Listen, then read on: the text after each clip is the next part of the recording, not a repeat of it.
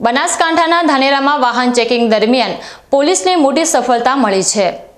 ધાનેરા પોલીસે દિલ્હીથી ચોરી થયેલી એક કાર સાથે રાજસ્થાનના એક શખ્સની અટકાયત કરી છે। ગતરોજ ધાનેરા પોલીસે ગુજરાત અને રાજસ્થાનની સરહદે આવેલી વાસણ ચેક પોસ્ટ પર સઘન વાહન ચેકિંગ હાથ ધર્યું હતું। આ દરમિયાન એક નંબર પ્લેટ વગરની શંકાસ્પદ કારને ચેક પોસ્ટ પસાર કરતા પહેલા રોકવામાં આવી હતી। પોલીસે કારના ચાલક પાસે દસ્તાવેજો માંગ્યા હતા, પરંતુ તેની પાસે કોઈ માન્ય દસ્તાવેજ ન હતા। પોલીસે શંકાના આધારે સોફ્ટવેરની મદદથી કારનો ચેસિસ નંબર નાખીને તપાસ કરી હતી। આ તપાસમાં જાણવા મળ્યું કે આ કાર દિલ્હીની છે। પોલીસે કારના મૂળ માલિકનો સંપર્ક કરીને વધુ તપાસ કરી તો માલુમ પડ્યું કે આ કાર દિલ્હીના પંજાબી બાગ પોલીસ સ્ટેશન વિસ્તારમાંથી ચોરાઈ હતી અને તેની ફરિયાદ પણ ત્યાં નોંધાયેલી છે।